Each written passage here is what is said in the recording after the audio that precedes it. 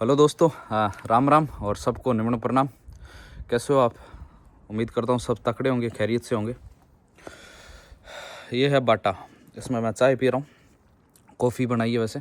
कई बार चाय पी लेता हूँ, कभी यार कॉफ़ी पी लेता हूँ। दोनों मेरे को एक समान ही लगती है, ज़्यादा फ़र्क नहीं लगता। दोनों पेय पदार्थ है। ये हमारे नाना जी थे, चौधरी बुद्धराम जी जानी। उन्होंने मेरे को बचपन में गिफ्ट किया था। काफ़ी काफ़ी लंबा वक्त हो गया इस चीज़ को, तो अब तो वो नहीं रही। ये बाटे से मेरे को बड़ा लगाव है। जिसमें मैं चाय पीता हूँ उस बाटे से मेरे को बहुत लगाव है। और जो आप ये देख लो, ये है बिल्कुल निर्जीव। आप अंदाज़ा लगाओ ये बाटी क्या है। अब तो कोई कहेगा ये बाटी, इससे क्या, ये तो निर्जीव है, इससे क्या लगाव होना।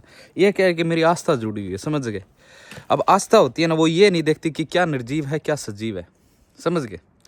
नहीं तो लोग इंसान मर जाते हैं, लेकिन फिर भी कब्रों से मोहब्बत होती है। अगर किसी की मोहब्बत मर गई है, मान लो किसी की मशूक है, या कोई प्रेमी था, उसकी प्रेमिका मर गई और वो दफन हो गई, और फिर वो ये थोड़ी है कि वो किसी और से अपना इश्क लगा ले। ऐसा नहीं होता ना, प्रेम और प्रेमिका में ऐसा नहीं होता ना।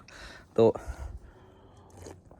दुनिया के कुछ असूल होते हैं, समझ गए। कुछ समाज के असूल होते हैं, कुछ कॉन्स्टिट्यूशन के असूल होते हैं। हर किसी के अलग अलग कंट्री चलती है, तो ये अक्सर देखने को मिलता है। तो आज बात करेंगे कुछ हमारी हिंदू सभ्यता की बात करेंगे, कुछ ज्ञानवर्धक बातें करेंगे, कुछ महापुरुषों की बातें करेंगे।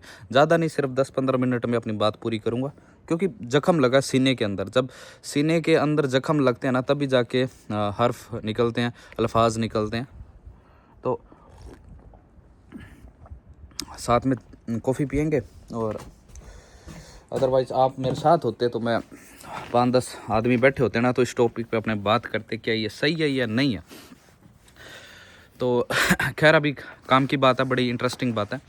कल परसों की बात है, कल की बात होगी, मेरे को पता नहीं। अब इंडिया के क्या टाइम जोन है, तो थोड़ा ठंड है, मेरे हाथ तो काम कर रहे हैं, तो मैं फ़ोन इधर उधर करता रहूँगा। तो ये मत सोच रहा मैं भाग रहा हूँ, तो लेकिन मैं अपनी पूरी बात करके जाऊँगा। ठंड के अंदर बात हो रही है ना पीछे बर्फ़ गिरी हुई है, ठंड है, -13 -10 टेम्परेचर रहता है। लेकिन छोड़ो, ये तो फालतू की बातें।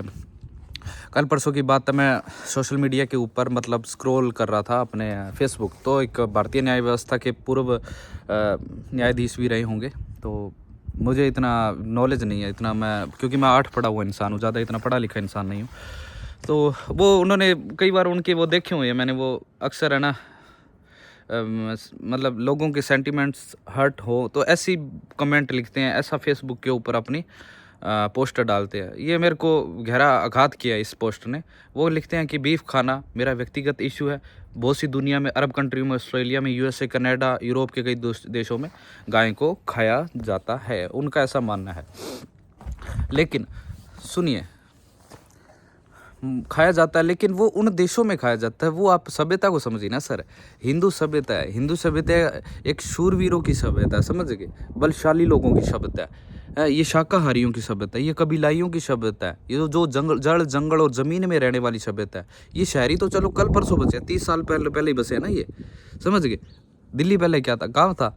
चंडीगढ़ क्या था? पहले गाँव था। ये ग्रामीण सभ्यता थी ना। शहर तो अब जाके बसाए जा रहे हैं, समझ गए। तो इस तरह की उन्होंने पोस्टर डाली कि बीफ खाना जायज़ है, बहुत से लोग खाते हैं, इसका हिंदू सभ्यता से कोई लेना देना नहीं है। मतलब इस तरह की वो बातें लिख देते हैं अक्सर। लेकिन सर आप देखो, आपको मैं हम आपकी इज्जत करते हैं, रिस्पेक्ट करते हैं। आप ठीक है, कभी किसी भारतीय न्याय व्यवस्था के हिस्सा रहे होंगे या होंगे, पता नहीं।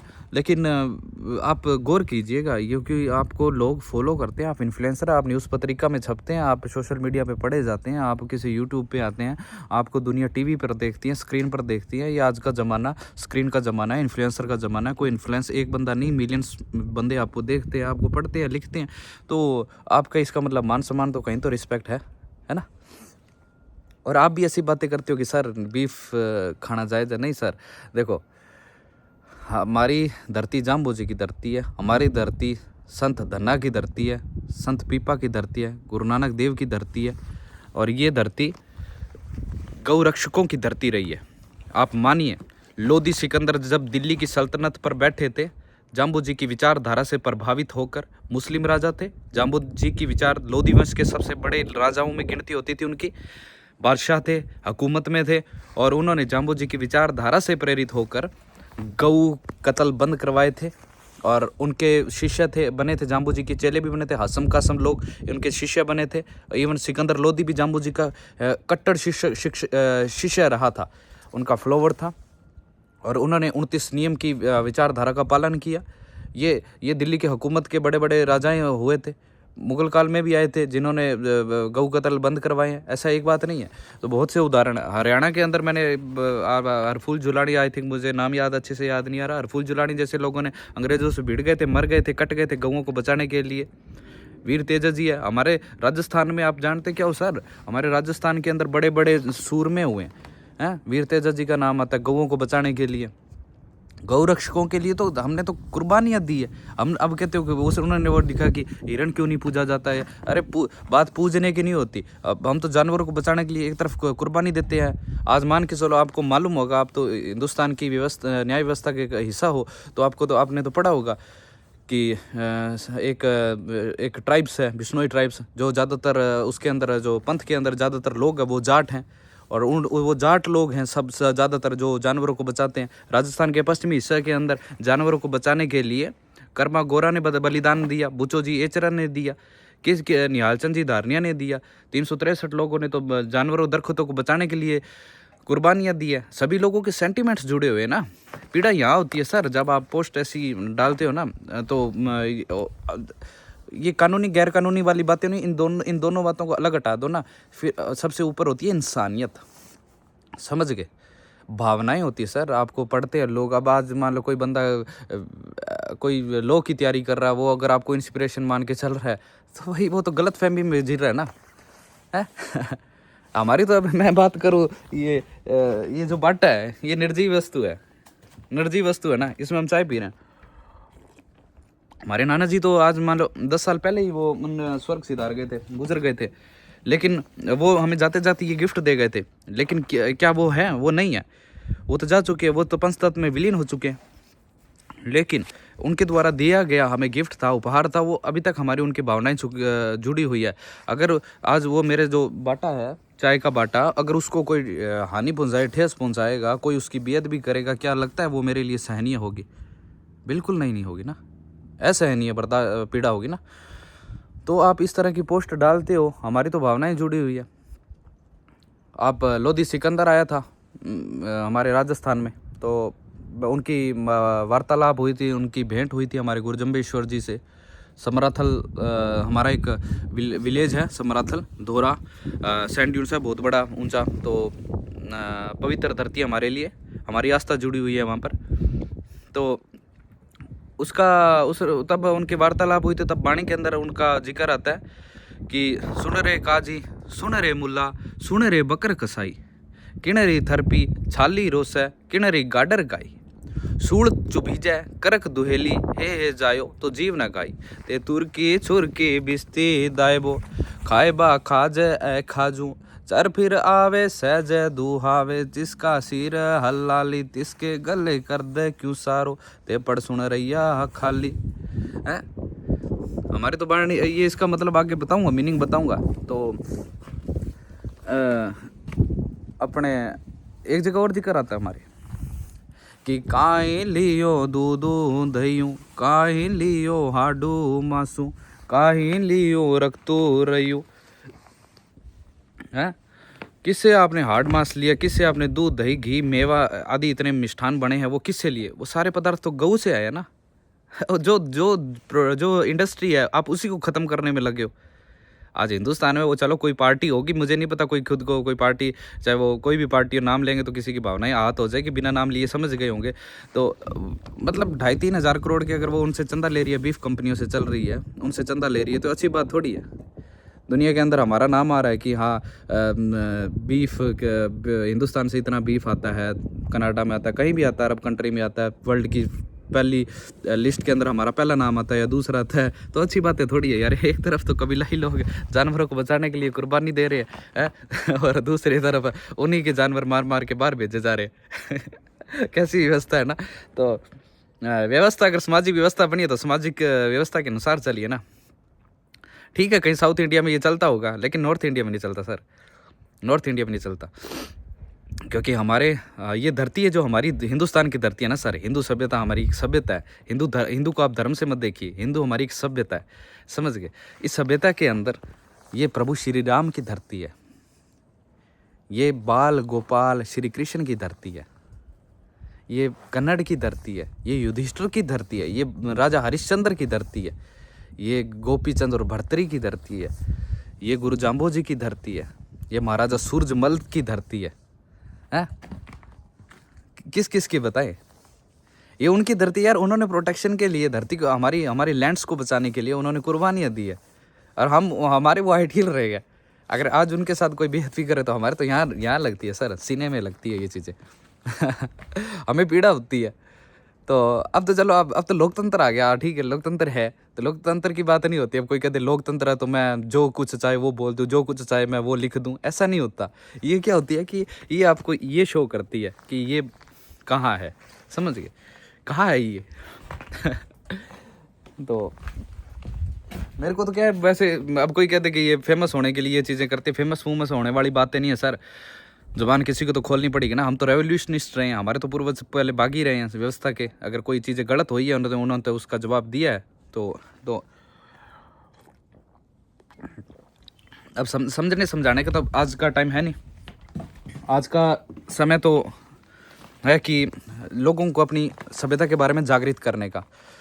अब कोई कहते कि तूने ठेका ले रखा है क्या हिंदू सभ्यता को जागृत करने का? नहीं, हमने ठेका नहीं ले रखा। हम हिंदू हैं। हम हिंदू कौन है? हिंदू वो है जिसको अपनी होंद पता है, जिसको पार ब्रह्म का नॉलेज है। हम उस सभ्यता से आते हैं। हमारी एक इतनी सुंदर, विश्व की सबसे सुंदर व्यवस्था रही है हिंदू सभ्यता। हम उसका हिस्सा रहे हैं, हमारे पूर्वज उसका हिस्सा रहे थे और हम रहेंगे। तो इस तरह की ये मैं अक्सर देखता हूँ, कोई भी आजकल बोल देता कि मैं बीफ खा सकता हूँ। आए हैं कनाडा यूएसए में, यहाँ पे हमारे इंडियन सारे हैं, खा रहे हैं, हाड़ चाप रहे हैं। अरे एक तरफ तो इंडिया के अंदर कबीलाई लोग, हमारे बिश्नोई लोग, हमारे बहुत से लोग, उनको वो बेचारे आप देखो, उनको वो जब दरख्तों और कुदरत और धरती को बचाने के लिए दिन रात संघर्ष करे पड़े हैं। वो किसके लिए कर रहे हैं? वो व्यक्तिगत थोड़ी है, ये ईंट बाठों के लिए, महलों के लिए थोड़ी कर रहे हैं। उनको कौन से हीरे जवाहरात मिल रहे हैं ना? वो कुदरत प्रेमी है, वो कुदरत के बेटे हैं, वो हिंद सभ्यता के हिस्से हैं, हिंदू सभ्यता का हिस्सा है, तो उसको बचाने के लिए कर रहे हैं ना।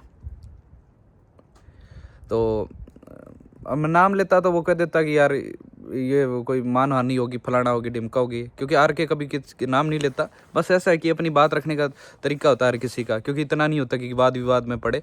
बस ये है कि जानवरों के ऊपर अत्याचार होता ना सर, सीने में लगती है। क्योंकि देखो, मैं शाकाहारी इंसान हूँ, बिल्कुल पूर्णतः हिंदू सभ्यता का हिस्सा रहा हूँ, और मेरा जो रीति रिवाज है बिल्कुल वो उसको अपनाता हूँ। बाहर चाहे विदेश में रहे, ये हमारी कर्म भूमि है, लेकिन जन्म भूमि हमारी हिंदुस्तान रही है, और उसके लिए हम हमेशा मर मिटने के लिए तैयार है। उसके प्रोटेक्शन के लिए हम उसके ऊपर कभी आंच नहीं आने देंगे। लेकिन इस तरह के जब हम पोस्ट पढ़ते हैं, हमारे सीनियर्स, हमारे देश के बड़े बड़े सीनियर्स जो लोग ऐसे कृत्य करते हैं या इस तरह की अमानवीय घटनाएं करते हैं जो शोभा नहीं देती, तो सर हमारे तो लगती है ये चीज़ें, सीने में लगती हैं। तो मैं तो कहता हूँ कि भैया ज़्यादा से ज़्यादा आज के टाइम में वेजिटेरियन हो। और आप ये यकीन ना मानो, कनाडा के अंदर ऐसे ऐसे लोग बता दूं जो मेरे साथ रहे हैं। वो फ़िलहाल मुस्लिम कम्युनिटी से थे और पुराने पाकिस्तान से थे, जहाँ पे गौ कत्ल आम थी। वो लोग वेजिटेरियन हो गए हैं। तो धीरे धीरे आएगा, टाइम चेंज आएगा। अब आएगा ये बिल्कुल आज के टाइम में समय की मांग है।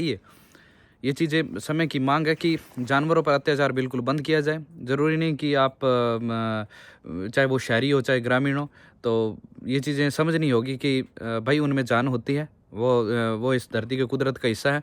नहीं तो एक दिन आप जिस हिसाब से अगर हम जानवरों पर अत्याचार करते रहे, इनको ख़त्म करते रहे, तो जैसे युगांडा केन्या के अंदर एक वो राइनोसोर्स था, क्या बोलते, गेंडा था, वो लुप्त की कगार पे आ गया। वो एक ही बचा था और वो गायब हो गया, ख़त्म हो गया। क्या खट लिया, फ़ोटो तस्वीरों में लगा के बैठ गए उनको।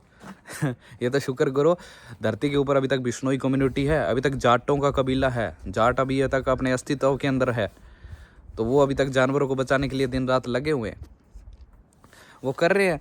तो तब तक ये जानवर देखने को मिलते हैं नहीं तो अब तक तो चिड़ियाघरों में जू के अंदर वो पैसे कमाने का जरिया बना लिया होता।